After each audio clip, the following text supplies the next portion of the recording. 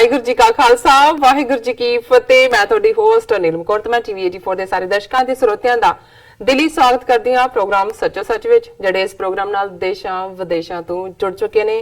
Programme ਸੱਚੋ ਸੱਚ ਦੀ ਰੋਇਰਵਾ doctor Amarjit Singh ji ਰੋਜ਼ਾਨਾ ਦੀ ਤਰ੍ਹਾਂ ਸਟੂਡੀਓ ਵਿੱਚ ਮੇਰੇ ਨਾਲ ਸ਼ਾਮਲ ਨੇ। ਆਉਣਾ ਮਿਲ ਕੇ ਅੱਜ ਦੇ ਅਹਿਮ ਇਸ਼ੂਜ਼ ਉੱਪਰ ਗੱਲਬਾਤ ਕਰਦੇ ਹਾਂ। ਜੀ ਡਾਕਟਰ ਸਾਹਿਬ ਵਾਹਿਗੁਰੂ ਜੀ ਕਾ ਖਾਲਸਾ ਵਾਹਿਗੁਰੂ ਜੀ ਕੀ ਫਤਿਹ। ਜੀ ਡਾਕਟਰ ਸਾਹਿਬ ਜੀ ਆਇਆਂ ਨੂੰ ਪ੍ਰੋਗਰਾਮ ਸੱਚੋ ਸੱਚ ਵਿੱਚ ਬਹੁਤ ਸ਼ੁਕਰੀਆ। ਜੀ ਡਾਕਟਰ ਸਾਹਿਬ ਅੱਜ 21 ਮਾਰਚ 2019 8 ਚੇਤ ਨਾਨਕਸ਼ਾਹੀ ਸੰਮਤ 551 ਦਾ ਦਿਨ ਹੈ ਤੇ ਡਾਕਟਰ ਸਾਹਿਬ ਪ੍ਰੋਗਰਾਮ ਸ਼ੁਰੂ ਕਰਨ ਤੋਂ ਪਹਿਲਾਂ ਅਸੀਂ ਆਪਣੇ ਦਰਸ਼ਕਾਂ ਤੇ ਸਰੋਤਿਆਂ ਨੂੰ ਦੱਸ ਦਈਏ ਵਿਊਅਰਸ, ਜੇ ਤੁਸੀਂ ਹੱਕ ਸੱਚ ਇਨਸਾਫ ਤੇ ਪੈਰਾ ਦਿੰਦਾ ਇੱਕੋ ਇੱਕ ਚੈਨਲ ਟੀਵੀ 84 ਨੂੰ ਦੇਖਣਾ ਚਾਹੁੰਦੇ ਹੋ ਤਾਂ ਤੁਸੀਂ ਦੇਖ ਸਕਦੇ ਹੋ ਸਪੈਕਟਰਮ ਕੇਬਲ, ਆਰਸੀਨ cable, Bell fibre cable in Canada, roku, Jadoo box, ਸ਼ਾਵਾ, ਫੇਸਬੁੱਕ ਟੀਵੀ 84 ਦੀ ਐਪ ਰਾਹੀਂ online streaming and IP box ਤੇ ਤੁਸੀਂ ਟੀਵੀ 84 ਨੂੰ ਦੇਖ ਸਕਦੇ ਹੋ। ਵਿਊਅਰਸ, ਜੇ ਤੁਸੀਂ ਟੀਵੀ 84 ਨਾਲ ਜਾਂ ਪ੍ਰੋਗਰਾਮ ਸੱਚੋ ਸੱਚ ਨਾਲ ਫੇਸਬੁੱਕ ਰਾਹੀਂ ਜੁੜੇ ਹੋ ਤਾਂ ਵੱਧ ਤੋਂ ਵੱਧ ਲਾਈਕ ਕਰੋ ਤੇ ਸ਼ੇਅਰ ਕਰੋ ਅਤੇ ਨਾਲ ਹੀ YouTube ਤੇ ਸਬਸਕ੍ਰਾਈਬ ਕਰੋ। Thank you so much. ਅਸੀਂ ਅੱਜ ਜੋ ਖਾਲਸੇ ਦਾ ਔਰ ਸਿੱਖਾਂ ਦਾ ਜੋ ਬਹੁਤ ਹੀ ਵੱਡਾ ਦਿਨ ਹੈ, ਹੋਲੇ ਮਹੱਲੇ ਦਾ ਅੱਜ ਦਿਨ ਹੈ, ਜਿਸ ਤਰ੍ਹਾਂ ਕਿ ਕਿਹਾ ਜਾਂਦਾ ਹੈ ਕਿ ਲੋਕਾਂ ਦੀ ਹੋਲੀ ਤੇ ਖਾਲਸੇ ਦਾ ਹੋਲਾ।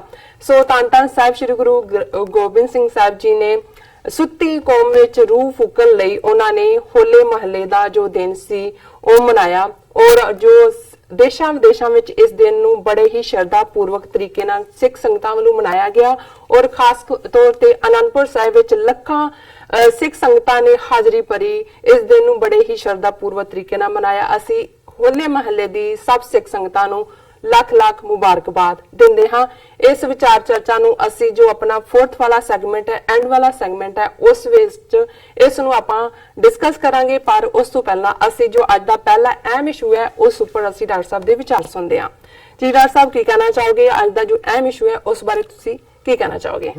ਦੇਖੋ, ਜਿਹੜਾ ਪੰਜਾਬ ਦੇ ਵਿੱਚ ਇੱਕ ਬੜਾ ਪਪੂਲਰ ਕੋਟ ਹੈ, ਹਿੰਦਨ ਕੀ ਹੋਲੀ ਔਰ ਸਿੰਘਨ ਕੋ ਹੋਲਾ ਹੈ ਜੀ, ਕਿ ਜ਼ਾਹਰ ਹੈ ਕਿ ਜਿਹੜਾ ਹਿੰਦੂਆਂ ਦਾ ਇੱਕ ਤਿਉਹਾਰ, ਇਸ ਨੂੰ ਹਿੰਦੂਆਂ ਦਾ ਤਾਂ ਹੁਣ ਬਣਾ ਦਿੱਤਾ ਹੈ।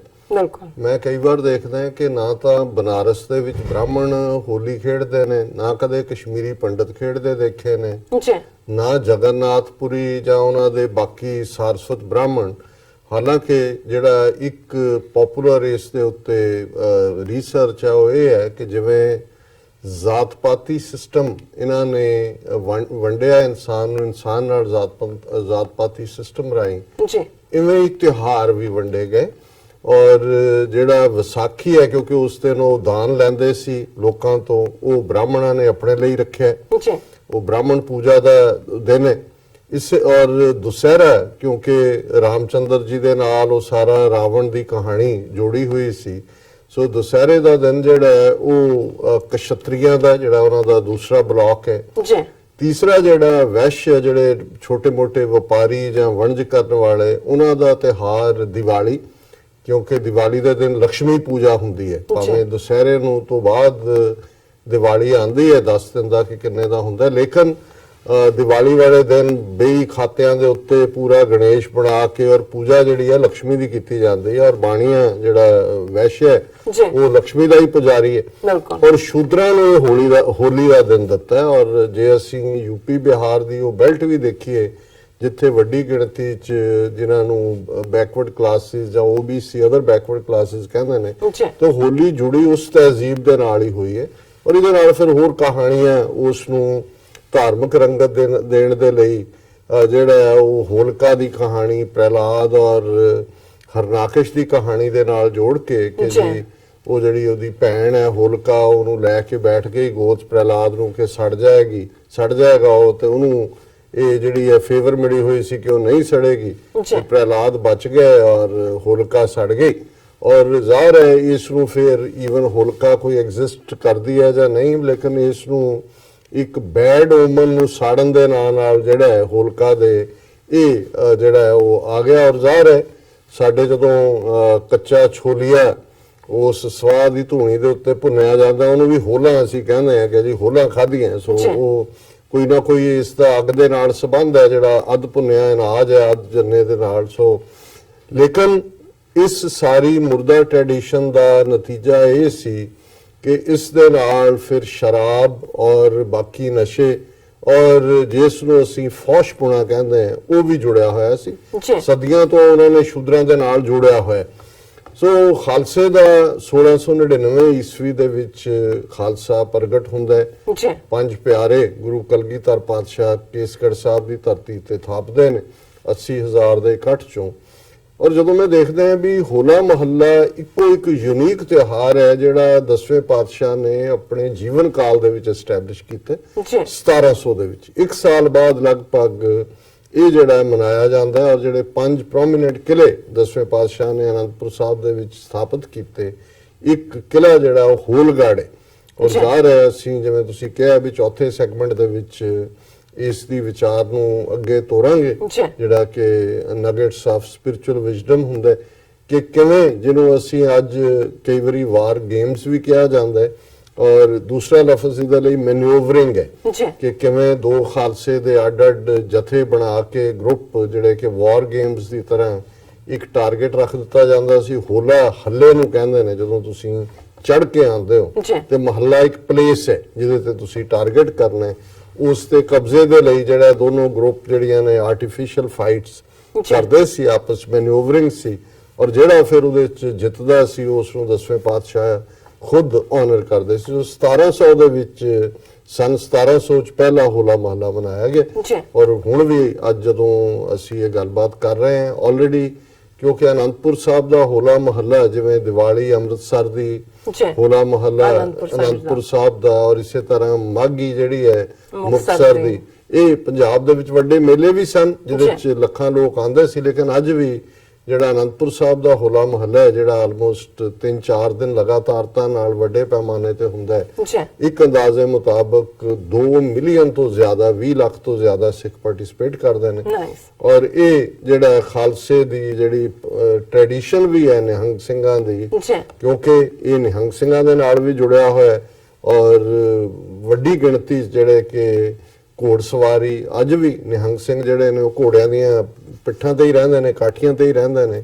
ਉਹਨਾਂ ਦੇ ਜਥੇ ਔਰ ਗੱਤਕੇ ਦੇ ਜੌਹਰ ਔਰ ਇਹ ਜਿਹਨੂੰ ਕਹਿੰਦੇ ਨੇ ਕਿ ਕਹਿਬੇ ਕੋ ਸੋਭਾ ਨਹੀਂ ਦੇਖਾ ਹੀ ਪ੍ਰਵਾਨ। ਜਦੋਂ ਜਿਹਨੇ ਵੀ ਵਿਜ਼ਿਟ ਕੀਤਾ ਆਨੰਦਪੁਰ ਦਾ ਹੋਲਾ ਮਹੱਲਾ ਉਹੀ ਜਾਣਦਾ ਵੀ ਇਸ ਦੇ ਵਿੱਚ ਇੱਕ ਵੀਰ ਰਸ ਹੁੰਦਾ ਹੈ ਜਦੋਂ ਤੁਸੀਂ, ਕਿਉਂਕਿ ਮਨ ਦੀਆਂ ਸਟੇजेस ਨੇ। ਇੱਕ ਚੀਜ਼ ਹੈ ਤੇ ਤੁਸੀਂ ਬਿਲਕੁਲ ਸ਼ਾਂਤੀ ਚਾਹੁੰਦੇ ਹੋ, ਤੁਸੀਂ ਸ਼ਾਂਤ ਮਾਹੌਲ 'ਚ ਹੈ। ਇੱਕ ਜਿਹੜਾ ਉਹਦੇ ਚ ਤੁਹਾਡੇ ਚ ਵੈਰਾਗ ਰਸ ਜਿਹਨੂੰ ਕਹਿੰਦੇ ਨੇ ਕਿ ਤੁਹਾਡੇ ਚ ਇੱਕ ਹਿਜਰ ਦੀਆਂ ਫੀਲਿੰਗਸ। ਔਰ ਪੰਜਾਬ ਦੇ ਵਿੱਚ ਜਦੋਂ ਅਸੀਂ ਕੋਈ ਗੀਤ ਨੇ, ਫੋਕਲੋਰ ਹੈ ਜਾਂ ਮੂਡਸ ਨੇ, ਇਹਨਾਂ ਦੇ ਵਿੱਚ ਇਹ ਸਾਰੇ ਨੇ। ਇੱਕ ਹੈ ਵੀਰ ਰਸ, ਬਹਾਦਰੀ ਦਾ ਰੰਗ, ਜਿਹਦੇ ਚ ਕਿ ਤੁਹਾਡੇ ਅੰਦਰ ਜੋਸ਼ ਹੁੰਦਾ ਹੈ। ਤੁਸੀਂ ਮਾਈਂਡ ਉਹੀ ਹੈ ਜਿਹੜਾ ਅੱਡ-ਅੱਡ ਫੇਜ਼ਸ ਚੋਂ ਗੁਜ਼ਰਦਾ ਹੈ। ਸੋ ਅਨੰਦਪੁਰ ਦਾ ਹੋਲਾ ਮਹੱਲਾ ਖਾਲਸੇ ਦੇ ਵੀਰ ਰਸ ਦਾ ਪ੍ਰਤੀਕ ਵੀ ਹੈ। ਔਰ ਸਾਡੀ ਜਿਹੜੀ ਚੜ੍ਹਦੀ ਕਲਾ ਦੀ ਸਪਿਰਿਟ ਹੈ ਕਿ ਜਿੱਥੇ ਤੁਸੀਂ ਹਾਰ ਨਹੀਂ ਮੰਨਣੀ। ਇਹ ਵੱਖਰੀ ਗੱਲ ਹੈ ਕਿ ਨਿਹੰਗ ਟ੍ਰੈਡੀਸ਼ਨ ਨੂੰ ਫਿਰ ਕਿਵੇਂ ਅੰਗਰੇਜ਼ਾਂ ਨੇ ਟੀਮ ਕੀਤਾ ਔਰ ਅੱਜ ਬ੍ਰਾਹਮਣਵਾਦੀ ਸਮਾਜ ਦੇ ਵਿੱਚ ਬਹੁਤ ਸਾਰਾ ਕੁਝ ਜਿਹੜਾ ਹੈ ਉਹ ਇੱਕ ਫੈਂਸੀ ਡਰੈਸ ਵਾਂਗ ਬਣਾ ਦਿੱਤਾ ਗਿਆ। ਔਰ ਜੂਨ 84 ਤੋਂ ਬਾਅਦ ਵੀ ਅਸੀਂ ਦੇਖਿਆ ਕਿ ਘੱਲੂਘਾਰਾ ਸਿੱਖਾਂ ਦੇ ਉੱਤੇ ਵਰਤਾਇਆ ਟੈਂਕਾਂ ਤੋਪਾਂ ਨਾਲ ਹਮਲਾ ਕਰਕੇ। ਔਰ ਜਦੋਂ ਸਾਰੀ ਸਿੱਖ ਕੌਮ ਇੱਕ ਪਾਸੇ ਸੀ, ਠੱਠੇ ਅਕਾਲ ਤਖਤ ਦੀ ਕਾਰ ਸੇਵਾ ਜਿਹੜਾ ਜਾਲੀ ਨਿਹੰਗ ਬਾਬਾ ਸੰਤਾ ਸਿੰਘ ਉਸ ਦੇ ਹਵਾਲੇ ਕਰ ਦਿੱਤੀ ਗਈ ਸੀ। ਸੋ ਇੱਕ ਵੱਖਰਾ ਦੁਖਾਂਤ ਚੈਪਟਰ ਹੈ ਕਿ ਕਿਵੇਂ ਜਿਹੜੀਆਂ ਨਰੋਈਆਂ ਟ੍ਰੈਡੀਸ਼ਨਸ ਨੇ ਜਾਂ ਨਰੋਏ ਇਤਿਹਾਸ ਨੇ ਉਹਨਾਂ ਨੂੰ ਕਿਵੇਂ ਡਾਇਵਰਟ ਕੀਤਾ ਜਾਂਦਾ। ਲੇਕਿਨ ਇਹਦੇ 'ਚ ਕੋਈ ਸ਼ੱਕ ਨਹੀਂ ਹੈ ਕਿ ਇਹ ਖਾਲਸੇ ਦਾ ਤਿਉਹਾਰ ਹੈ ਔਰ ਅਸੀਂ ਸਮੂਹ ਖਾਲਸਾ ਪੰਥ ਨੂੰ ਜਿਹੜਾ ਅੱਜ ਦੇ ਇਸ ਦਿਨ ਦੇ ਉੱਤੇ ਮੁਬਾਰਕਬਾਦ ਪੇਸ਼ ਕਰਦੇ। ਹੁਣ ਅਸੀਂ ਕਿਉਂਕਿ ਗੱਲ ਅਨੰਦਪੁਰ ਸਾਹਿਬ ਦੀ ਔਰ ਹੋਲੇ ਮਹੱਲੇ ਦੀ ਹੋਈ ਤੇ ਧਿਆਨ ਆਪਣੇ ਵਿਊਅਰਸ ਦਾ ਲੈ ਚਲੀਏ ਉਸ ਬਾਬੇ ਨਾਨਕ ਦੇ ਸ਼ਹਿਰ ਕਰਤਾਰਪੁਰ, ਕਰਤੇ ਦਾ ਵਸਾਇਆ, ਜਿੱਥੇ ਲਗਭਗ 18 ਸਾਲ ਗੁਰੂ ਨਾਨਕ ਸਾਹਿਬ ਨੇ ਆਪਣੀ ਜ਼ਿੰਦਗੀ ਦੇ ਅਖੀਰਲੇ ਵਰੇ ਵੀ ਗੁਜ਼ਾਰੇ। ਜਿੱਥੇ ਬਾਬਾ ਨਾਨਕ ਇੱਕ ਫਾਰਮਰ ਦੇ ਤੌਰ ਤੇ, ਕਿਸਾਨ ਦੇ ਤੌਰ ਤੇ, ਬਾਕੀ ਸਾਰੇ ਸ਼ਰਧਾਲੂ ਜਿਹੜੇ ਨੇ ਜਿਨ੍ਹਾਂ ਦੇ ਵਿੱਚ ਹਿੰਦੂ ਵੀ ਨੇ, ਮੁਸਲਮਾਨ ਵੀ ਨੇ, ਕਰਤਾਰਪੁਰ ਦੇ ਉਸ ਖਿੱਤੇ ਦੇ ਵਿੱਚ ਅੱਜ ਵੀ ਅਸੀਂ ਉਸ ਫ੍ਰੈਗਰੈਂਸ ਨੂੰ ਦੇਖ ਸਕਦੇ ਹਾਂ ਉਹਨਾਂ ਖੇਤਾਂ ਦੇ ਵਿੱਚ ਬਾਬੇ ਨਾਨਕ ਦੀ, ਜਿੱਥੇ ਉਹਨਾਂ ਨੇ ਹਲ ਚਲਾਇਆ, ਜਿੱਥੇ ਉਹਨਾਂ ਨੇ ਝੋਨਾ ਬੀਜਿਆ, ਜਿੱਥੇ ਉਹਨਾਂ ਦਾ ਖੂਹ ਜਿਹਦੇ ਨਾਲ ਖੁਦ ਜਿਹੜੀ ਹੈ ਉਹ ਸਿੰਚਾਈ ਕੀਤੀ ਜੀ ਔਰ ਜਿਹੜਾ ਦੂਰ ਦੁਰਾਡੇ ਤੱਕ ਇਹ ਸੋਭਾ ਸੀ ਕਿ ਭਾਈ ਕਰਤਾਰਪੁਰ ਦੇ ਅੰਦਰ ਜਿਹੜਾ ਬਾਬੇ ਨਾਨਕ ਨੇ ਕਿਰਤ ਨੂੰ ਵਡਿਆ ਹੈ। ਬਿਲਕੁਲ। ਹੁਣ ਜ਼ਾਹਿਰ ਹੈ ਕਿ ਇੱਕ ਪਾਸੇ ਉਹ ਵਿਚਾਰਧਾਰਾ ਸੀ ਬ੍ਰਾਹਮਣਵਾਦ ਦੀ ਜਾਂ ਬੁੱਧ ਮਤ ਦੀ ਜਾਂ ਯੋਗ ਮਤ ਦੀ ਜਿਹੜੀ ਦੁਨੀਆ ਤੋਂ ਭੱਜਣ ਨੂੰ ਤਰਜੀਹ ਦਿੰਦੀ ਸੀ। ਹੁਣ ਇਹ ਸਾਰੇ ਜੋਗੀ ਜਿਹੜਾ ਉਸੇ ਹੀ ਅਸੀਂ ਜੇਲਮ ਦੇ ਵਿੱਚ ਢਿੱਲਾ ਜੋਗੀਆਂ ਦੇਖੋ ਹਜ਼ਾਰਾਂ ਦੀ ਗਿਣਤੀ 'ਚ ਜੋਗੀ ਸਨ ਜਿਹੜੇ ਕਿ ਘਰ-ਬਾਰ ਛੱਡ ਕੇ ਉੱਥੇ ਆ ਕੇ ਕੰਨ ਪੜਵਾ ਕੇ ਮੁੰਦਰਾ ਪਾ ਕੇ ਬੈਠੇ ਸੀ। ਰੰਜ ਦੀ ਗੱਲ ਵੀ ਹੁੰਦੀ ਹੈ, ਜੋਗ ਲੈਣ ਗਿਆ। ਹੁਣ ਇਧਰ ਗੁਰੂ ਨਾਨਕ ਸਾਹਿਬ ਦਾ ਜਿਹੜਾ ਸਿਧਾਂਤ ਜਿਹੜੀ ਆਈਡੀਓਲੋਜੀ ਗੁਰੂ ਨਾਨਕ ਸਾਹਿਬ ਨੇ ਦਿੱਤੀ, ਬੇਸ਼ੱਕ ਜਦੋਂ ਉਹ ਯਾਤਰਾ ਦੇ ਉੱਤੇ ਨਿਕਲੇ ਜਿਹੜੀ ਕਿ ਲਗਭਗ 30 ਸਾਲ ਦੇ ਕਰੀਬ ਗੁਰੂ ਨਾਨਕ ਸਾਹਿਬ ਦੀ ਜਿਹੜੀ ਜ਼ਿੰਦਗੀ ਹੈ ਉਹ ਡਿਫਰੈਂਟ ਥਾਵਾਂ ਦੀ ਜਿਹਨੂੰ ਅਸੀਂ ਯਾਤਰਾ ਕਹਿੰਦੇ ਹਾਂ ਔਰ ਪੁਰਾਤਨ ਪੰਜਾਬੀ ਦੇ ਵਿੱਚ ਉਸ ਨੂੰ ਉਦਾਸੀ ਲਫ਼ਜ਼ ਦੇ ਨਾਲ ਐਡਰੈਸ ਕੀਤਾ ਗਿਆ ਕਿ ਥਾਂ ਥਾਂ ਉਹ ਗਏ। ਜਿਹੜੇ ਵੱਡੇ ਵੱਡੇ ਸਕਾਲਰ ਸਨ ਉਹਨਾਂ ਜ਼ਮਾਨਿਆਂ ਦੇ, ਉਹ ਹਿੰਦੂ ਮਤ ਦੇ ਹੋਣ, ਇਸਲਾਮ ਦੇ ਹੋਣ, ਸੂਫੀ ਮਤ ਦੇ ਹੋਣ, ਉਹਨਾਂ ਦੇ ਨਾਲ ਡਾਇਲੌਗ ਵੀ ਕੀਤਾ ਔਰ ਇਹੀ ਸੀ ਜਦੋਂ ਗੁਰੂ ਨਾਨਕ ਸਾਹਿਬ ਇਹ ਫਰਮਾਉਂਦੇ ਨੇ ਕਿ ਜਬ ਲਗ ਦੁਨੀਆ ਰਹੀ ਹੈ ਨਾਨਕ ਕਿਛ ਸੁਣੀਏ ਕਿਛ ਕਹੀਏ। ਇਹ ਇਨਸਾਨੀ ਜ਼ਿੰਦਗੀ ਦਾ ਹੈ ਕਿ ਭਾਈ ਜਦੋਂ ਜਾਂ ਬਾਬਾ ਫਰੀਦ ਜਦੋਂ ਕਹਿੰਦੇ ਨੇ ਕਿ ਉੱਠ ਫਰੀਦਾ ਗਮਨ ਕਰ ਦੁਨੀਆ ਭਾਲਣ ਜਾ ਮਤ ਕੋਈ ਬਖਸ਼ਿਆ ਮਿਲ ਪਵੀ ਤੂੰ ਵੀ ਬਖਸ਼ਿਆ ਜਾ। ਸੋ ਜ਼ਾਹਿਰ ਹੈ ਕਿ ਇੱਕ ਰੂਹਾਨੀਅਤ ਦੀ ਦੁਨੀਆ 'ਚ ਤੁਸੀਂ ਬਖਸ਼ੇ ਹੋਏ ਨੂੰ ਜਿਹਦੇ ਲਈ ਗੁਰਮੁਖ ਸੰਤ ਫਕੀਰ ਸਾਧੂ ਬਾਬਾ ਇਹ ਜਾਲੀ ਬਾਬੇ ਨਹੀਂ, ਇੱਕ ਉਹ ਹੈ ਕਿ ਤੁਹਾਡੇ ਅੰਦਰ ਇੱਕ ਵੈਰਾਗ ਉੱਠਦਾ ਹੈ, ਇੱਕ ਤੁਹਾਡੇ ਅੰਦਰ ਹਿਜਰ ਦੀ ਤਾਂਘ ਉੱਠਦੀ ਹੈ ਔਰ ਤੁਸੀਂ ਉਹਦੀ ਸੈਟੀਸਫੈਕਸ਼ਨ ਦੇ ਲਈ ਮੁਰਸ਼ਦ ਦੀ ਭਾਲ ਦੇ ਵਿੱਚ, ਫਕੀਰ ਦੀ ਭਾਲ ਦੇ ਵਿੱਚ, ਸਾਧੂ ਦੀ ਭਾਲ ਦੇ ਵਿੱਚ ਕਿ ਜਿਹੜਾ ਤੁਹਾਨੂੰ ਰੱਬ ਦੇ ਨਾਲ ਮਿਲਾ ਦੇ, ਜਿਹੜਾ ਤੁਹਾਨੂੰ ਅੰਦਰ ਦੇ ਨਾਲ ਜੋੜ ਦੇ। ਸੋ ਜ਼ਾਹਿਰ ਹੈ ਉਸ ਇੱਕ ਇਹ ਹੈ। ਦੂਸਰਾ ਜ਼ਾਹਿਰ ਹੈ ਕਿ ਜਿਹੜੀ ਵਿਜ਼ਡਮ ਹੈ ਜਿਹੜੀਆਂ ਏਜਿਸ ਤੋਂ ਤੁਰਦੀ ਹੈ ਉਹਦੇ ਤੇ ਕਿਸੇ ਦਾ ਕਬਜ਼ਾ ਨਹੀਂ ਹੈ ਔਰ ਕੋਈ ਵੀ ਜਿੰਨਾ ਮਰਜ਼ੀ ਗੁਣਵਾਨ ਹੋ ਜਾਏ। ਜਿਵੇਂ ਨਿਊਟਨ ਬਾਰੇ ਅਕਸਰ ਇਹ ਕਿਹਾ ਜਾਂਦਾ, ਹੁਣ ਨਿਊਟਨ ਮਾਡਰਨ ਸਾਇੰਸ ਦੇ ਆਇਨਸਟਾਈਨ ਦੀ ਤਰ੍ਹਾਂ ਬਾਪ ਵਾਂਗ ਹੈ ਜਿਹਨੇ ਜਦੋਂ ਅਸੀਂ ਫਿਜ਼ਿਕਸ ਦੀ ਗੱਲ ਕਰਦੇ ਹਾਂ ਬਹੁਤ ਕੁਝ ਅੱਜ ਜਿੰਨੀਆਂ ਇਨਵੈਂਸ਼ਨਸ ਅਸੀਂ ਦੇਖਦੇ ਹਾਂ ਜਿਸ ਦੇ ਆਨੰਦ ਅਸੀਂ ਮਾਣਦੇ ਹਾਂ ਉਹਨਾਂ ਦੇ ਬੇਸ ਨਿਊਟਨ ਦੇ ਲਾਅ ਨੇ। ਤੇ ਉਹਨੂੰ ਕਿਸੇ ਨੇ ਕਿਹਾ ਉਹਦੇ ਅਖੀਰਲੀ ਜ਼ਿੰਦਗੀ ਦੇ ਕੇ ਜੀ ਤੁਸੀਂ ਬਹੁਤ ਕੁਝ ਦਿੱਤਾ ਹੈ ਇਨਸਾਨੀ ਸਮਾਜ ਨੂੰ, ਇਨਸਾਨੀ ਸੁਸਾਇਟੀ ਨੂੰ। ਤੇ ਉਹਨੇ ਕਿਹਾ ਵੀ ਨਹੀਂ, ਮੈਂ ਤਾਂ ਗਿਆਨ ਦੇ ਸਮੁੰਦਰ ਦੇ ਕੰਢੇ ਪਈ ਰੇਤ ਵਾਂਗ ਹੈ, ਮੈਂ ਤਾਂ ਉਸ ਰੇਤ ਤੋਂ ਗਿਆਨ ਦੇ ਸਮੁੰਦਰ ਤੋਂ ਮੈਂ ਉਤਰਿਆ ਹੀ ਨਹੀਂ, ਮੈਂ ਤਾਂ ਉਸ ਰੇਤ ਦੇ ਨਾਲ ਖੇਡ ਰਿਹਾ ਜਿਹੜੀ ਸੈਂਡ ਹੈ ਉਹ ਸੀ ਦੇ ਬਾਹਰ। ਸੋ ਇਹਦੇ 'ਚ ਕੋਈ ਸ਼ੱਕ ਨਹੀਂ ਹੈ ਕਿ ਜਿਹੜਾ ਜੇ ਕਿਸੇ ਨੂੰ ਇਹ ਹੰਕਾਰ ਹੋਏ ਕਿ ਮੈਂ ਬਹੁਤ ਗਿਆਨਵਾਨ ਹੈ, ਮੇਰੇ ਵਰਗਾ ਕੋਈ ਨਹੀਂ। ਸੋ ਇਹ ਜਦੋਂ ਤੁਸੀਂ ਡਾਇਲੌਗ ਕਰਦੇ ਹੋ ਜਿਵੇਂ ਗੁਰੂ ਨਾਨਕ ਸਾਹਿਬ ਨੇ ਹਰ ਇੱਕ ਦੇ ਨਾਲ ਜਾ ਕੇ ਕੀਤਾ ਤੇ ਗੁਰੂ ਸਾਹਿਬ ਨੇ ਫਿਰ ਇਹੀ ਫਰਮਾਇਆ ਕਿ ਜਬ ਲਗ ਦੁਨੀਆ ਰਹੀ ਹੈ ਨਾਨਕ ਕਿਛ ਸੁਣੀਏ ਕਿਛ ਕਹੀਏ। ਕਹਿਣ ਤੋਂ ਪਹਿਲਾਂ ਸੁਣਨ ਦੀ ਗੱਲ ਹੈ। ਔਰ ਇਸ ਸਾਰੇ ਦੌਰ 'ਚ ਜਿਹੜੀ ਫਿਲਾਸਫੀ ਸਿੱਖੀ ਦੀ ਬੜੀ ਕਲੀਅਰਲੀ ਉਭਰੀ, ਭਾਵੇਂ ਉਹ ਸਿੱਧਾਂ ਦੇ ਨਾਲ ਸੀ ਗੱਲਬਾਤ, ਯੋਗੀਆਂ ਦੇ ਨਾਲ ਸੀ ਕਿ ਭਾਈ ਸੰਸਾਰ ਤੋਂ ਦੌੜਨਾ, ਆਪਣੇ ਪਰਿਵਾਰਕ ਫਰਜ਼ਾਂ ਤੋਂ ਦੌੜਨਾ, ਆਪਣੇ ਮਾਸ਼ਰੇ ਦੀਆਂ ਜ਼ਿੰਮੇਵਾਰੀਆਂ ਤੋਂ ਦੌੜਨਾ, ਆਪਣੇ ਸਿਆਸੀ ਜਿਹੜੇ ਤੁਹਾਡੇ ਸਾਹਮਣੇ ਚੈਲੰਜ ਨੇ ਉਹਨਾਂ ਤੋਂ ਦੌੜਨਾ। ਇਹਨਾਂ ਨਾਲ ਰੱਬ ਖੁਸ਼ ਨਹੀਂ ਹੁੰਦਾ, ਨਾ ਹੀ ਰੱਬ ਮਿਲਦੇ। ਹਸੰਦਿਆਂ ਖੇਲੰਦਿਆਂ ਪੈਨੰਦਿਆਂ ਖਾਵੰਦਿਆਂ ਵਿੱਚੇ ਹੋਵੇ ਮੁਕਤ ਕਿ ਜ਼ਿੰਦਗੀ 'ਚ ਜਿਹੜਾ ਸਾਲਵੇਸ਼ਨ ਦਾ ਰਸਤਾ ਹੈ, ਹੱਸਦਿਆਂ ਖੇਡਦਿਆਂ ਖਾਂਦਿਆਂ ਸੌਂਦਿਆਂ ਆਪਣੇ ਟੱਬਰਾਂ 'ਚ ਰਹਿੰਦਿਆਂ ਵੀ ਤੁਸੀਂ ਰੱਬ ਦੇ ਨਾਲ ਜੁੜ ਸਕਦੇ ਹੋ। ਔਰ ਇਸ ਨੂੰ ਜਦੋਂ ਗੁਰੂ ਸਾਹਿਬ ਨੇ ਇਹ ਫਰਮਾਇਆ ਕਿ ਘਾਲ ਖਾਏ ਕਿਛ ਹੱਥੋਂ ਦੇ ਨਾਨਕ ਰਾਹ ਪਛਾਣੇ ਸੇ ਕਿ ਕਮਾਈ ਘਾਲਣਾ ਦੀ ਕਰਨੀ, ਰਿਜ਼ਕੇ ਹਲਾਲ, ਇਮਾਨਦਾਰੀ। ਜਦੋਂ ਅਸੀਂ ਕਰਤਾਰਪੁਰ ਸਾਹਿਬ ਦੀ ਗੱਲ ਕਰ ਰਹੇ ਹਾਂ ਤੇ ਇਹ ਉਹ ਪ੍ਰਿੰਸੀਪਲ ਨੇ ਜਿਨ੍ਹਾਂ ਦੀ ਇੰਪਲੀਮੈਂਟੇਸ਼ਨ ਹੈ। ਘਾਲ ਖਾਏ ਕਿ ਘਾਲਣਾ ਦੀ ਕਮਾਈ। ਬਾਬੇ ਨਾਨਕ ਨੇ 50 ਸਾਲ ਦੀ ਉਮਰ 'ਚ ਖੁਦ ਹਲ ਚਲਾਇਆ, 18 ਸਾਲ ਚਲਾਇਆ ਲਗਾਤਾਰ ਔਰ ਇਹ ਵੀ ਨਾਲ ਮੈਸੇਜ ਦਿੱਤਾ ਕਿ ਕਿਛ ਹੱਥੋਂ ਦੇ ਜਿਹੜੀ ਤੁਸੀਂ ਕੀਤਾ ਵੀ ਹੈ। ਸਦਾ ਬਰਤ ਲੰਗਰ ਚੱਲ ਰਿਹਾ 24 ਘੰਟੇ, ਹਰ ਆਏ ਜਿਹੜਾ ਵੀ ਆਇਆ ਗਿਆ ਉਹਦੇ ਲਈ ਹੈ। ਤੇ ਗੁਰੂ ਸਾਹਿਬ ਨੇ ਕਿਹਾ ਵੀ ਰੱਬ ਦਾ ਦਰਵਾਜ਼ਾ ਉਹਨਾਂ ਦੇ ਉੱਤੇ ਹੀ ਖੁੱਲਦਾ ਹੈ, ਅਲਟੀਮੇਟਲੀ ਰੱਬ ਦਾ ਕਰਮ ਹੈ। ਲੇਕਿਨ ਘਾਲ ਖਾਏ ਕਿਛ ਹੱਥੋਂ ਦੇ। ਹੁਣ ਜਦੋਂ ਕਿ ਨਵੰਬਰ ਤੋਂ ਕਰਤਾਰਪੁਰ ਲਾਂਘੇ ਦਾ ਜਿਹੜੀ ਹੈ ਸੰਗੇ ਬੁਨਿਆਦ ਰੱਖਿਆ ਗਿਆ ਹੈ, ਜਿਹੜਾ ਬਿਲਕੁਲ ਇੱਕ ਪਿਛਲੇ 72 ਸਾਲਾਂ ਤੋਂ ਬਾਰਡਰ ਦੇ ਉੱਤੇ ਉਜਾੜ ਪਈ ਥਾਂ ਸੀ ਦੂਰ ਦੂਰ ਤੱਕ, ਔਰ ਕੌਮ ਉਸ ਤੋਂ ਵਿਰਵੀ ਸੀ। ਜਿਵੇਂ ਇਮਰਾਨ ਖਾਨ ਸਾਹਿਬ ਨੇ ਕਿਹਾ ਸੀ ਕਿ ਇਵੇਂ ਹੀ ਹੈ ਕਿ ਮਦੀਨੇ ਤੋਂ ਮੁਸਲਮਾਨ 4 ਮੀਲ ਦੂਰ ਹੋਏ ਔਰ ਉਹਨੂੰ ਹੋਏ ਕਿ ਤੂੰ ਉੱਥੇ ਜਾ ਨਹੀਂ ਸਕਦਾ। ਬਿਲਕੁਲ।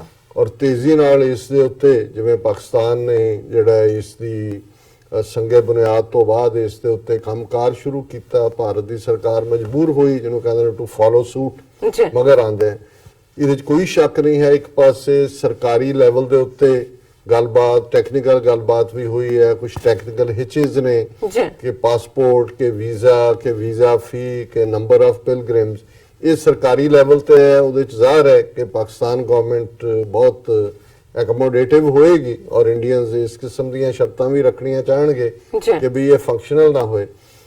ਦੂਸਰਾ ਪਾਸਾ ਜਿਹੜੇ ਦੋ ਇਸ਼ੂ ਇਸ ਵੇਲੇ ਕੋਈ ਇਹਨੂੰ ਨਾ ਪੱਖੀ ਗੱਲ ਨਾ ਸਮਝਿਆ ਜਾਏ, ਮੈਂ ਸਮਝਦਾ ਵੀ ਜਦੋਂ ਕੋਈ ਗੱਲ ਤੁਰਦੀ ਹੈ ਤੇ ਉਹਦੇ 'ਚ ਸਵਾਲ ਵੀ ਆਉਂਦੇ ਨੇ, ਉਹਦੇ 'ਚ ਕੰਪਲਿਕੇਸ਼ਨਸ ਵੀ ਆਉਂਦੀਆਂ ਔਰ ਉਹਨਾਂ ਦੇ ਹੱਲ ਵੀ ਨਿਕਲਦੇ ਨੇ।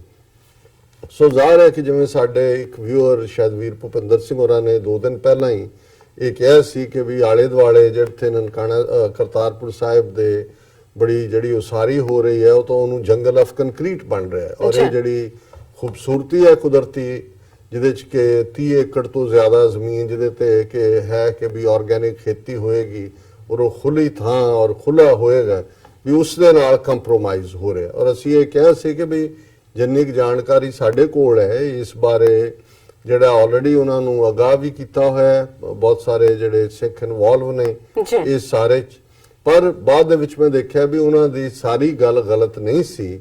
ਔਰ ਅੱਜ ਇੱਕ ਖਬਰ ਜਿਹੜੀ ਕਿ ਪੋਜ਼ਿਟਿਵ ਹੈ ਕਿ ਪਾਕਿਸਤਾਨ ਦੇ ਜਿਹੜੇ ਉਹਨਾਂ ਦੇ ਮੀਟਿੰਗ ਹੋਈ ਹੈ, Pakistan not to build structures near Kartarpur Sahib Gurdwara. Pakistan Information Minister Fawad Chaudhry said this decision was taken at a meeting chaired on Tuesday by Prime Minister Imran Khan to review progress and work on Kartarpur corridor, which will be opened to Indian pilgrims in November. ਕਿ ਇਮਰਾਨ ਖਾਨ ਸਾਹਿਬ ਦੀ ਸਤਾਗਤ ਦੇ ਵਿੱਚ ਇਹ meeting ਹੋਈ ਔਰ ਉਹਦੇ 'ਚ ਉਹਨਾਂ ਨੇ ਇਹ ਫੈਸਲਾ ਲਿਆ ਕਿ not to construct any structure on land near Gurdwara Darbar Sahib that was used by Guru Nanak Sahib for farming।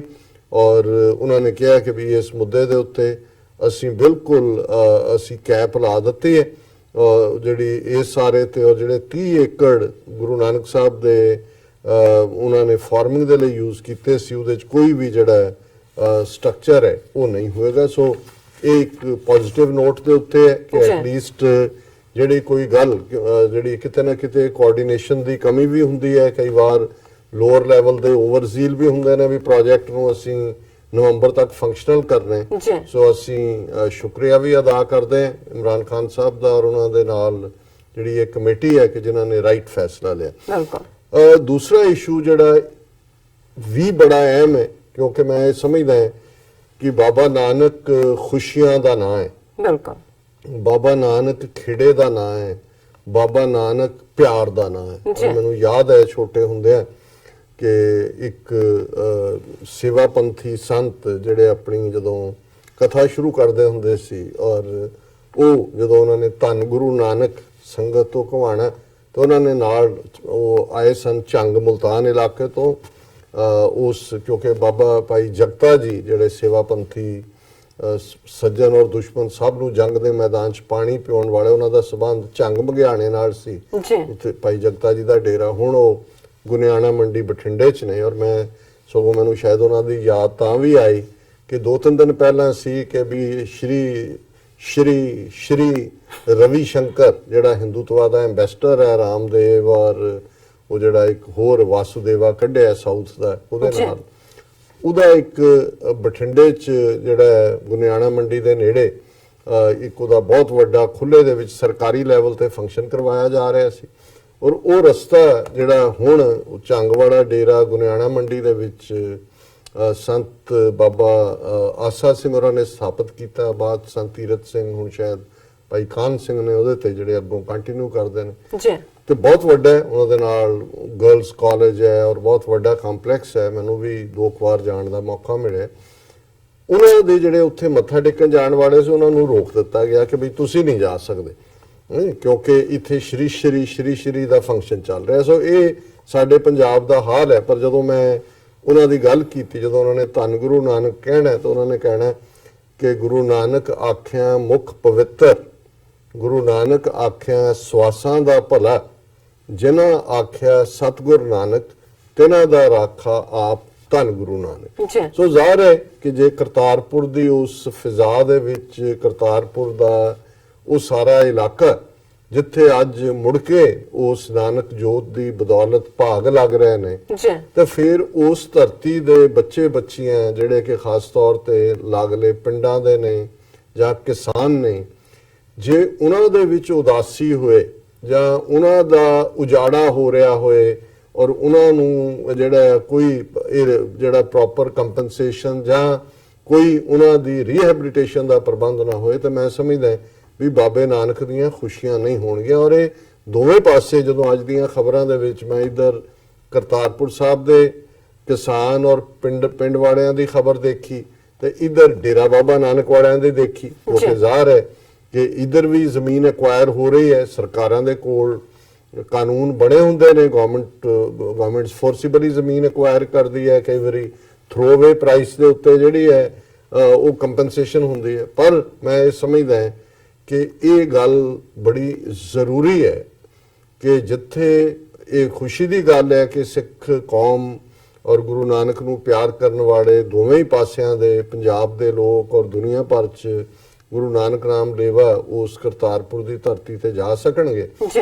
ਪਰ ਜੇ ਇਸ ਚੋਂ ਲੋਕਲ ਜਿਹੜੇ ਨੇ ਕਿਸਾਨ ਜਿਹੜਾ, ਕਿਉਂਕਿ ਇੱਥੇ ਕਰਤਾਰਪੁਰ 'ਚ ਗੁਰੂ ਨਾਨਕ ਸਾਹਿਬ ਦਾ ਇਮੇਜ ਔਰ ਗੁਰੂ ਨਾਨਕ ਸਾਹਿਬ ਦੀ ਹੋਂਦ ਇੱਕ ਫਾਰਮਰ ਦੇ ਕਿੱਤੇ ਨੂੰ ਉਹਨਾਂ ਨੇ ਵਡਿਆ ਹੈ, ਤੇ ਜੇ ਇਸ ਡਿਵੈਲਪਮੈਂਟ ਦੇ ਨਾਂ ਥੱਲੇ ਉੱਥੇ ਉਹਨਾਂ ਦਾ ਉਜਾੜਾ ਹੁੰਦਾ ਹੈ ਔਰ ਉਹਨਾਂ ਦੇ ਜਿਹੜੇ ਕੰਸਰਨ ਨੇ ਉਹਨਾਂ ਨੂੰ ਸੀਰੀਅਸਲੀ ਨਹੀਂ ਲਿਆ ਜਾਂਦਾ, ਤੇ ਫਿਰ ਨਾ ਬਾਬਾ ਨਾਨਕ ਦੀਆਂ ਖੁਸ਼ੀਆਂ ਹੋਣਗੀਆਂ ਔਰ ਇਹ ਬਦਮਗਜ਼ੀ ਵੀ ਪੈਦਾ ਕਰਦਾ ਹੈ। ਔਰ ਮੈਂ ਇਹ ਗੱਲ ਬੜਾ ਐਮਫੇਸਾਈਜ਼ ਕਰਕੇ ਕਹਿਣਾ ਚਾਹੁੰਦਾ। ਔਰ ਇਹ ਖਬਰ ਜਿਹੜੀ ਪਹਿਲਾਂ ਮੈਂ ਪਾਕਿਸਤਾਨ ਦੇ ਹਵਾਲੇ ਨਾਲ ਗੱਲ ਕਰਾਂ ਕਿ ਵੀ ਉੱਥੋਂ ਦੀ ਖਬਰ ਜਿਹੜੀ ਕਿ Pakistan villagers face eviction, demand fair compensation, say ready to part with land not houses. ਕਿ ਜਿਹੜੇ ਪਾਕਿਸਤਾਨ ਦੇ ਉਸ ਖਿੱਤੇ ਦੇ ਕਿਸਾਨ ਨੇ ਉਹਨਾਂ ਨੇ ਕਿਹਾ ਜੀ ਅਸੀਂ ਜ਼ਮੀਨ ਜਿਹੜੀ ਸਾਨੂੰ ਪਰ ਪ੍ਰੋਪਰ ਕੰਪਨਸੇਸ਼ਨ ਤੇ ਪਰ ਸਾਨੂੰ ਘਰਾਂ ਤੋਂ ਤੁਸੀਂ ਨਾ ਕੱਢੋ। ਔਰ ਇਹ ਖਬਰ ਹੈ ਲਾਹੌਰ ਦੀ ਡੇਟ ਲਾਈਨ ਨਾਲ, as Pakistan and India discuss the alignment of Kartarpur corridor, some 600 villagers who are facing forcible eviction due to project say they will block the development work if denied compensation of their land on commercial rates. ਹੁਣ ਇਹਦੇ 'ਚ ਤਾਂ ਮੇਰੀ expertise ਨਹੀਂ ਹੈ, ਪਰ ਮੈਂ ਸਮਝਦਾ ਹਾਂ ਵੀ ਜਿਹੜਾ ਵੀ ਉੱਥੇ ਐਗਜ਼ਿਸਟਿੰਗ ਰੇਟ ਹੈ ਉਹਦੇ ਨਾਲੋਂ ਮੱਚ ਮੋਰ ਜਿਹੜਾ ਉਹਨਾਂ ਦੀ ਤਸੱਲੀ ਕਿਰਾਇਆ ਉਹਨਾਂ ਨੂੰ ਦੇਣਾ ਚਾਹੀਦਾ। ਔਰ ਜਿਹੜੇ ਉੱਥੋਂ ਉਠਾਏ ਵੀ ਜਾਂਦੇ ਨੇ ਉਹ ਇਸ ਗੱਲ ਨੂੰ ਯਕੀਨੀ ਬਣਾਇਆ ਜਾਏ ਕਿ ਦੋਨੋਂ ਪਾਸਿਓਂ, ਇੱਧਰ ਡੇਰਾ ਬਾਬਾ ਨਾਨਕ ਵਾਲੇ ਪਾਸਿਓਂ ਵੀ ਔਰ ਕਰਤਾਰਪੁਰ ਵੀ, ਉਹਨਾਂ ਦੇ ਪਰਿਵਾਰ ਦੇ ਇੱਕ ਜੀ ਨੂੰ ਜਿਹੜਾ ਉਹ ਜੌਬ ਵੀ ਦਿੱਤਾ ਜਾਏ। ਔਰ ਜਿਹੜੀ ਵੀ ਉਸ ਥਾਂ ਤੇ ਡਿਵੈਲਪਮੈਂਟ ਹੋਣੀ ਹੈ, ਅਕਸਰ ਦੁਕਾਨਾਂ ਬਣਨਗੀਆਂ ਜਾਂ ਕੋਈ ਹੋਰ ਹੋਏਗਾ, ਉਹਦੇ 'ਚ ਵੀ ਇਸ ਗੱਲ ਨੂੰ ਯਕੀਨੀ ਬਣਾਇਆ ਜਾਏ ਕਿ ਬਜਾਏ ਕਿ ਬਾਹਰ ਦੇ ਵਪਾਰੀ ਉੱਥੋਂ ਆ ਕੇ ਵੱਡੇ ਵੱਡੇ ਜਿਨ੍ਹਾਂ ਦੀਆਂ ਚੇਨਸ ਨੇ ਉੱਥੇ ਪ੍ਰੋਫਿਟ ਬਣਾਉਣ, ਉਹਨਾਂ ਨੂੰ ਫੈਸਿਲਿਟੇਟ ਕੀਤਾ ਜਾਏ ਜਿਹੜੇ ਲੋਕਲ ਰੈਜ਼ੀਡੈਂਟ ਨੇ, ਕਿ ਇੱਕ ਦੁਕਾਨ ਜਾਂ ਉਹਨਾਂ ਦਾ ਜੋ ਵੀ ਉਹਨਾਂ ਦਾ ਫਰਦਰ ਪਲੈਨਿੰਗ ਹੈ ਉਸ ਦੇ ਵਿੱਚ ਉਹਨਾਂ ਦੀ ਹਿੱਸੇਦਾਰੀ ਹੋਣੀ ਚਾਹੀਦੀ ਹੈ। ਔਰ ਇਹ ਖਬਰ ਹੈ ਕਿ ਵੀ ਇਹ ਕੋਠੇ ਖੁਰਦ ਪਿੰਡ ਹੈ, ਉਹਦੀ 600 ਦੇ ਕਰੀਬ ਪੋਪੂਲੇਸ਼ਨ ਹੈ। ਇਹ ਗੁਰਦੁਆਰਾ ਕਰਤਾਰਪੁਰ ਸਾਹਿਬ ਤੋਂ ਦੇ ਨਾਲ ਪੈਂਦਾ। ਉਹਨਾਂ ਨੂੰ ਡਿਸਟ੍ਰਿਕਟ ਐਡਮਿਨਿਸਟ੍ਰੇਸ਼ਨ ਨੇ ਕਿਹਾ ਵੀ ਤੁਸੀਂ ਆਪਣੇ ਘਰ ਖਾਲੀ ਕਰ ਦਿਓ ਕਿਉਂਕਿ ਇਹ ਜਿਹੜਾ ਲਾਂਘਾ ਹੈ ਇਸ ਨੂੰ ਅਸੀਂ ਡਿਵੈਲਪ ਕਰਨਾ ਹੈ। ਹੁਣ ਉਹਨਾਂ ਦਾ ਬਿਲਕੁਲ ਜਾਇਜ਼ ਹੈ, ਉਹਨਾਂ 'ਚ ਮੁਹੰਮਦ ਅਰਸ਼ਦ ਨੇ ਕੋਠੇ ਖੁਰਦ ਦੇ, ਉਹਨਾਂ ਨੇ ਕਿਹਾ ਜੀ ਅਸੀਂ ਇੱਥੇ ਜਿਹੜਾ ਪਾਰਟੀਸ਼ਨ ਤੋਂ ਬਾਅਦ ਸਾਡੀਆਂ 5 ਜਨਰੇਸ਼ਨਸ ਇੱਥੇ ਰਹਿੰਦੀਆਂ ਨੇ ਔਰ ਗਵਰਨਮੈਂਟ ਬਣਾ ਰਹੀ ਹੈ ਕਰਤਾਰਪੁਰ ਕੋਰੀਡੋਰ, ਬੜੀ ਚੰਗੀ ਗੱਲ ਹੈ, ਪਰ ਸਾਨੂੰ ਜਿਹੜਾ ਪ੍ਰੋਪਰ ਇਸ ਦੇ ਵਿੱਚ ਕੰਪਨਸੇਸ਼ਨ ਮਿਲਣਾ ਚਾਹੀਦਾ ਤਾਂ ਕਿ ਅਸੀਂ ਜਿਹੜਾ ਉਹ ਸੈਟਲ ਹੋ ਸਕੀਏ। ਪਰ ਦੂਸਰੇ ਇੱਕ ਹੋਰ ਜਿਹੜੇ ਪਿੰਡੂ ਨੇ ਇਸ ਕੋਠੇ ਖੁਰਦ ਦੇ, ਉਹਨਾਂ ਦਾ ਇਹ ਕਹਿਣਾ ਹੈ ਕਿ ਵੀ ਅਸੀਂ ਜਿਹੜਾ ਜ਼ਮੀਨ ਤਾਂ ਵਲੰਟੀਅਰਲੀ ਛੱਡ ਦਿਆਂਗੇ, ਸਾਨੂੰ ਪ੍ਰੋਪਰ ਕੰਪਨਸੇਸ਼ਨ ਮਿਲੇ, ਜੀ। ਪਰ ਸਾਡੇ ਘਰ ਨੇ ਉਹਦੇ 'ਚ ਔਰ ਉਹ ਸਾਡੇ ਐਨਸੈਸਟਰਲ ਹਾਊਸਿਸ ਨੇ, ਉਹ ਸਾਡੇ ਲਈ ਅਸੀਂ ਨਹੀਂ ਛੱਡ ਸਕਦੇ। ਸੋ ਇਸੇ ਤਰ੍ਹਾਂ ਉਹਨਾਂ ਨੇ ਕਿਹਾ ਕਿ we want compensation of our land on commercial rates. ਔਰ ਇਸੇ ਤਰ੍ਹਾਂ ਪਾਕਿਸਤਾਨ ਦੀ ਕਿਸਾਨ ਰਾਬਤਾ ਕਮੇਟੀ ਜਿਹੜੀ ਹੈ ਉਹਨਾਂ ਨੇ ਵੀ ਇਮੀਡੀਏਟ ਕੰਪਨਸੇਸ਼ਨ ਕਮਰਸ਼ੀਅਲ ਰੇਟਸ ਤੇ ਮੰਗ ਕੀਤੀ ਹੈ ਜੀ। ਔਰ ਇੱਕ ਜੌਬ ਦਿੱਤਾ ਜਾਏ ਪਰਿਵਾਰਾਂ ਨੂੰ, ਉਹਨਾਂ ਨੇ ਵੀ ਇਹ ਕਿਹਾ। ਔਰ ਡਿਪਟੀ ਕਮਿਸ਼ਨਰ ਜਿਹੜੇ ਨੇ ਉੱਥੋਂ ਦੇ ਵਹੀਦ ਅਸਗਰ, ਉਹਨਾਂ ਨੇ ਕਿਹਾ ਕਿ ਵੀ ਗਵਰਨਮੈਂਟ ਸੈਕਸ਼ਨ 4 ਜਿਹੜਾ ਵੀ ਪੰਜਾਬ ਲੈਂਡ ਐਕੁਇਜ਼ੀਸ਼ਨ ਐਕਟ 1894 ਉਹਦੇ ਥੱਲੇ ਇਹਨੂੰ ਜ਼ਮੀਨ ਨੂੰ ਅਕਵਾਇਰ ਕਰ ਰਹੀ ਹੈ, ਪਰ ਅਸੀਂ ਕੰਪਨਸੇਸ਼ਨ ਫਸਲ ਦੇ ਲਈ ਵੀ ਔਰ ਲੈਂਡ ਦੇ ਲਈ ਵੀ ਪੇ ਕਰਾਂਗੇ। ਉਹਨਾਂ ਨੇ ਕਿਹਾ ਅਸੀਂ ਕੋਈ ਜ਼ਬਰਦਸਤੀ ਪਿੰਡੂ ਵਾਲਿਆਂ ਨੂੰ ਉੱਥੋਂ ਨਹੀਂ ਉਠਾ ਰਹੇ ਔਰ ਅਸੀਂ ਪੀਸਫੁਲੀ ਇਸ ਮੈਟਰ ਨੂੰ ਰਿਜ਼ੋਲਵ ਕਰਾਂਗੇ। ਸੋ ਅਸੀਂ ਇਸ ਗੱਲ ਦੀ ਦਰਖਾਸਤ ਕਰਦੇ ਹਾਂ ਜਿਹੜੀਆਂ ਉੱਥੇ ਅਥਾਰਟੀਜ਼ ਨੇ, ਕਈ ਵਾਰ ਜਿਹੜੀ ਓਵਰ ਜ਼ੀਲ ਹੁੰਦੀ ਹੈ ਕਿ ਵੀ ਅਸੀਂ ਇਹਨੂੰ ਇਸ ਤੱਕ ਮੁਕਾਣਾ, ਉਸ ਦਾ ਸ਼ਿਕਾਰ ਕਿਤੇ ਜਿਹੜੇ ਉੱਥੋਂ ਦੇ ਵਛਿੰਦੇ ਕਿਸਾਨ ਨੇ, ਪਿੰਡੂ ਨੇ, ਉਹ ਨਹੀਂ ਹੋਣੇ ਚਾਹੀਦੇ। ਕਿਉਂਕਿ ਮੈਂ ਸਮਝਦਾ ਵੀ ਇਹਨਾਂ ਦੀਆਂ ਐਸਪੀਰੇਸ਼ਨਸ ਨੂੰ ਔਰ ਘਾਟੇ ਨੂੰ ਜਿਹੜਾ ਕਿਸੇ ਹੱਦ ਤੱਕ ਵੀ ਜਾ ਕੇ ਸਰਕਾਰਾਂ ਹੋਰ ਕਿੰਨੇ ਪ੍ਰੋਜੈਕਟਾਂ ਤੇ ਕਿੰਨੇ ਸੌ ਕਰੋੜ ਖਰਚ ਕਰਦੀਆਂ ਨੇ, ਕਿੰਨੇ ਜਿਹੜੇ ਨੇ ਉਹ ਕਰਜ਼ ਲੈ ਕੇ ਚੂਨਾ ਲਾਉਂਦੇ ਨੇ, ਤੇ ਇਹ ਤਾਂ ਆਪਣੇ ਜ਼ਮੀਨਾਂ ਤੋਂ ਜਿਹੜੇ ਨੇ ਆਲਮੋਸਟ ਉਹਨਾਂ ਨੂੰ ਛੱਡ ਰਹੇ ਨੇ ਔਰ ਉਹਨਾਂ ਨੂੰ ਅਕਮੋਡੇਟ ਕੀਤਾ ਜਾਏ। ਇਹੀ ਪਾਰਟ ਇਧਰ ਜਦੋਂ ਮੈਂ ਖਬਰ ਦੇਖੀ ਕਿ in Dera Baba Nanak work on track farmers call off protest, ਉੱਥੇ ਦਾ ਜੇ ਮੰਗ ਕੀਤੀ, ਇਧਰ ਕਿਸਾਨਾਂ ਨੇ ਧਰਨਾ ਲਾ ਦਿੱਤਾ ਸੀ ਔਰ ਇਹਦੀ ਖਬਰ ਦਾ ਬੇਸ ਹੈ ਦਾ protest by farmers whose land is to be acquired by National Highway Authority of India for the Kartarpur Corridor project ended following an assurance of adequate compensation by the government. Government ਦਾ ਜਿਹੜਾ minister ਹੈ ਸੁਖਜਿੰਦਰ ਸਿੰਘ ਰੰਧਾਵਾ, ਉਹਨੇ ਔਰ ਉਹਨਾਂ ਦੇ SDM Gursimran Singh Dhillon, ਉਹਨਾਂ ਨੇ ਜਿਹੜਾ ਇਹ ਉਹਨਾਂ ਦੇ ਕਿਸਾਨਾਂ ਨੂੰ ਮਿਲੇ ਔਰ ਫਾਰਮਰਸ ਉਹਨਾਂ ਨੇ ਅਸ਼ੋਰ ਕੀਤਾ that they will be adequately compensated and will not get a rupee less than the rate decided by the authorities. ਕਿ ਵੀ ਜਿਹੜਾ ਰੇਟ ਡਿਸਾਈਡ ਹੋਏਗਾ ਉਸ ਤੋਂ ਇੱਕ ਵੀ ਪੈਸਾ ਉਹਨਾਂ ਨੂੰ ਘੱਟ ਵੀ ਨਹੀਂ ਮਿਲੇਗਾ। ਫਿਰ ਕਿਉਂਕਿ ਇਹ ਇਸ ਪਾਸੇ 50 ਏਕੜ ਜ਼ਮੀਨ ਹੈ, ਕਿਉਂਕਿ ਉਹਨਾਂ ਨੇ ਚੌੜੀ ਕਰਨੀ ਹੈ ਸੜਕ ਜਿਹੜੀ ਅਕਵਾਇਰ ਹੋਣੀ ਹੈ। ਔਰ ਕੱਲ ਇੱਕ ਬਿਰਧ ਬਾਬੇ ਦੀ ਕਿਸਾਨ ਦੀ ਸੀ ਸਟੇਟਮੈਂਟ ਵੀ ਔਰ ਮੀਡੀਆ ਨੇ ਵੀ ਉਹਨਾਂ ਨੂੰ ਚੁੱਕਿਆ। ਉਹਨੇ ਤਾਂ 30 ਏਕੜ ਜ਼ਮੀਨ ਉਹਨੇ ਵਲੰਟੀਅਰਲੀ ਉਹਨੇ ਕਿਹਾ ਜੀ ਮੈਂ ਜੇ ਬਾਬੇ ਨਾਨਕ ਦਾ ਘਰ ਫਲਦਾ ਫੁੱਲਦਾ ਤੇ 30 ਏਕੜ ਜ਼ਮੀਨ ਜਿਹੜੀ ਹੈ ਮੈਂ ਛੱਡੀ ਨਹੀਂ, ਮੈਨੂੰ ਜੋ ਦੇਣਗੇ ਮੈਂ ਲੈ ਲਾਂਗਾ, ਮੇਰੀ ਕੋਈ ਮਾਂ। ਇੱਕ ਪਾਸੇ ਤਾਂ ਇੱਧਰ ਦਾ ਵੀ ਤਿਆਗ ਹੈ, ਪਰ ਜ਼ਾਹਰ ਹੈ ਕਿ ਜਿਹੜੇ ਜਿਹਨਾਂ ਦੀ ਰੋਟੀ ਰੋਜ਼ੀ ਹੈ ਉਹਨਾਂ ਦੇ ਉੱਤੇ, ਪਰ ਇਹਦੇ ਚ ਇੱਕ ਗੱਲ ਦਾ ਵੀ ਧਿਆਨ ਰਹੇ ਵੀ ਗਰੀਡ ਟੇਕ ਓਵਰ ਨਾ ਕਰੇ। ਬਹੁਤ ਵਾਰੇ ਹੁੰਦਾ ਹੈ ਕਿ ਜ਼ਮੀਨ ਭਾਵੇਂ ਬੰਜਰ ਪਈ ਹੋਈ ਹੈ ਔਰ ਹਾਲਾਂਕਿ ਇਹਨਾਂ ਦੋਨੋਂ ਪਾਸਿਆਂ 'ਚ ਕੋਈ ਬਹੁਤੀ ਫਰਟਿਲ ਲੈਂਡ ਹੁਣ ਤੱਕ ਵੈਸੇ ਵੀ, ਕਿਉਂਕਿ ਬਾਰਡਰ ਹੋਣ ਕਰਕੇ ਵੈਸੇ ਹੀ ਬਾਰਡਰ ਦੇ ਏਰੀਏ ਵਪਾਰਕ ਪੱਖੋਂ ਡੇਰਾ ਬਾਬਾ ਨਾਨਕ ਕੁਝ ਵੀ ਨਹੀਂ ਹਾਲਾਂਕਿ ਇੰਨਾ ਇੰਪੋਰਟੈਂਟ ਟਾਊਨ ਰਿਹਾ, ਲੇਕਿਨ ਉੱਥੋਂ ਲੋਕ ਨਿਕਲ ਕੇ ਕੋਈ ਬਟਾਲੇ ਜੌਬ ਕਰਦਾ, ਕੋਈ ਕਿਤੇ ਹੋਰ ਕਰਦਾ। ਲੇਕਿਨ ਹੁਣ ਆਲ ਆਫ ਏ ਸਡਨ ਇਹ ਵੀ ਨਹੀਂ ਲੱਗਣਾ ਚਾਹੀਦਾ ਕਿ ਬਈ ਜੇ ਉਹ ਤੁਸੀਂ 20 ਗੁਣਾ ਵੱਧ ਕਹੋ ਜੀ ਸਾਨੂੰ ਦਿਓ। ਔਰ ਮੈਨੂੰ ਇਹ ਲੱਗਿਆ ਵੀ ਜਿਹੜਾ ਉਹਨਾਂ ਨੇ ਫਾਰਮੂਲਾ ਬਣਾਇਆ, ਉਹਨਾਂ ਨੇ ਇਹ ਕਿਹਾ ਕਿ ਐਨ official said going by rules the average rate of land sold in the last 3 years will be taken into consideration।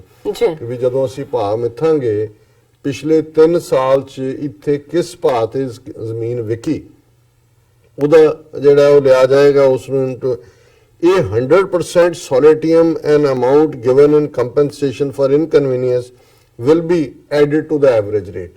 so ਜਿਹੜੀ ਜ਼ਮੀਨ ਦੀ ਕੀਮਤ ਪਿਛਲੇ 3 ਸਾਲ ਸੀ ਉਹ ਕੀਮਤ ਉਹਦੇ ਤੇ 100% ਹੋਰ ਜਿਹੜਾ ਉਸ ਨੂੰ, ਜਿਵੇਂ ਉਹਨਾਂ ਨੇ ਕਿਹਾ for example if the average rate over 3 years is pegged at rupees 20 lakh per acre, ਜੇ ਪਿਛਲੇ 3 ਸਾਲ 'ਚ 20 ਲੱਖ ਦਾ ਏਕੜ ਸੀ, an equal amount will be added as solatium. This means that farmers will get rupees 40 lakh per acre.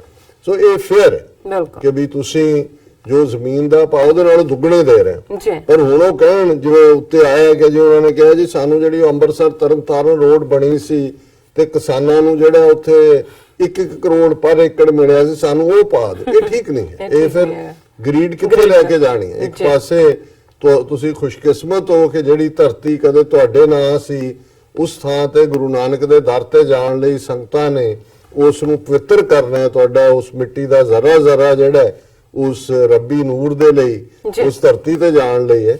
ਸੋ ਠੀਕ ਹੈ, ਮੈਂ ਸਮਝਦਾ, ਲੇਕਿਨ ਇਹ ਸਾਡਾ ਕੰਸਰਨ ਹੈ ਦੋਨੋਂ ਪਾਸਿਓਂ ਹੀ ਕਿ ਭਾਈ ਇਹ ਫਾਰਮਰਸ ਔਰ ਵਿਲੇਜਰਸ ਜਿਹੜੇ ਪਿੰਡ ਵਾਲੇ ਨੇ, ਉਹਨਾਂ ਦੇ ਜਿਹੜੀ ਹੈ ਖੁਸ਼ੀ ਲੈਣੀ, ਉਹਨਾਂ ਦੇ ਹੱਕਾਂ ਦੀ ਰਾਖੀ ਕਰਨੀ, ਇਹ ਬੜੀ ਜ਼ਰੂਰੀ ਹੈ। ਕਿਉਂਕਿ ਇਹੀ ਬਾਬੇ ਨਾਨਕ ਦੀ ਫਿਲਾਸਫੀ ਹੈ। ਬਾਬਾ ਨਾਨਕ ਮਲਕ ਭਾਗੋਆਂ ਦੇ ਨਾਲ, ਵੱਡੇ ਵੱਡੇ ਜਿਹੜੇ ਐਲੀਟ ਅਰਬਨਾਈਟ ਨੇ, ਉਹਨਾਂ ਦੇ ਨਾਲ ਨਹੀਂ ਖਲੋਤੇ।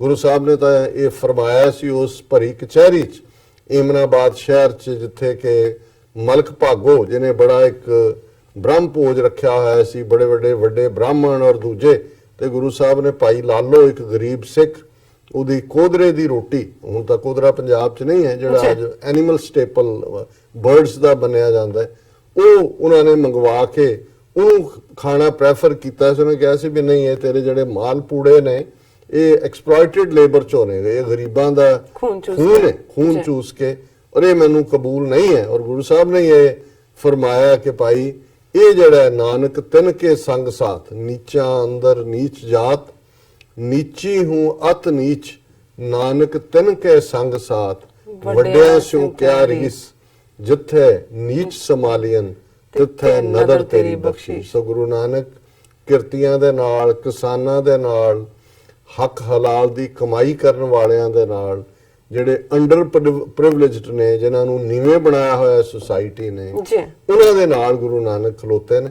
ਤੇ ਗੁਰੂ ਨਾਨਕ ਦੇ ਉਸ ਦਰ ਨੂੰ ਬਣਾਉਣ ਦੇ ਨਾਂ ਥੱਲੇ ਜੇ ਇਹ ਹੋਏਗਾ ਤੇ ਫਿਰ ਇਸ ਤੋਂ ਵੱਡਾ ਜਿਹੜਾ ਹੋਰ ਕੋਈ ਕਰਸ ਨਹੀਂ ਹੋਏਗਾ। ਜੀ ਡਾਕਟਰ ਸਾਹਿਬ, ਇਸ ਸਭ ਦੀ ਜਾਣਕਾਰੀ ਦੇਣ ਲਈ ਤੁਹਾਡਾ ਬਹੁਤ-ਬਹੁਤ ਸ਼ੁਕਰੀਆ। ਜੋ ਰਹਿੰਦੇ ਇਸ਼ੂ ਨੇ ਆਪਾਂ ਬ੍ਰੇਕ ਤੋਂ ਬਾਅਦ ਡਿਸਕਸ ਕਰਦੇ ਹਾਂ।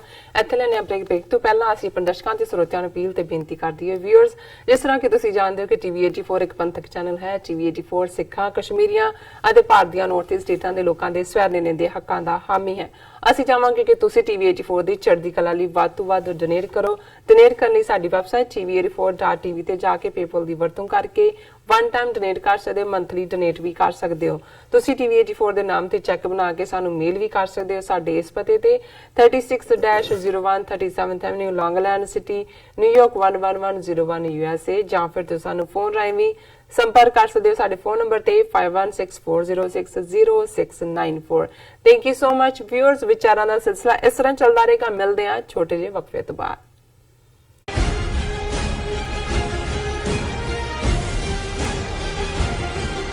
ਖਾਲਸਾ ਸਾਜਨਾ ਦਿਵਸ ਨੂੰ ਦੇਸ਼ ਵਿਦੇਸ਼ ਵਿੱਚ ਨੈਸ਼ਨਲ ਸਿੱਖ ਡੇ ਵਜੋਂ ਸਥਾਪਿਤ ਕਰਨ ਲਈ ਸ਼੍ਰੀ ਗੁਰੂ ਗ੍ਰੰਥ ਸਾਹਿਬ ਜੀ ਦੀ ਰਹਿਨੁਮਾਈ ਹੇਠ 6 ਅਪ੍ਰੈਲ 2019 ਦਿਨ ਸ਼ਨੀਚਰਵਾਰ ਨੂੰ ਕੈਪੀਟਲ ਹਿੱਲ ਵਾਸ਼ਿੰਗਟਨ DC ਵਿਖੇ ਸਵੇਰੇ 11 ਵਜੇ ਸਿੱਖ ਡੇ ਪਰੇਡ ਦਾ ਆਯੋਜਨ ਕੀਤਾ ਜਾ ਰਿਹਾ ਹੈ। ਸਿੱਖ ਕੋਆਰਡੀਨੇਸ਼ਨ ਕਮੇਟੀ ਈਸਟ ਕੋਸਟ ਵੱਲੋਂ ਆਪ ਸਭ ਨੂੰ ਪਰਿਵਾਰਾਂ ਸਮੇਤ ਇਸ ਪਰੇਡ ਵਿੱਚ ਸ਼ਾਮਲ ਹੋਣ ਲਈ ਬੇਨਤੀ ਕੀਤੀ ਜਾਂਦੀ ਹੈ। ਵਧੇਰੇ ਜਾਣਕਾਰੀ ਲਈ ਆਪ ਹੇਠ ਦਿੱਤੇ ਨੰਬਰਾਂ ਤੇ ਸੰਪਰਕ ਕਰ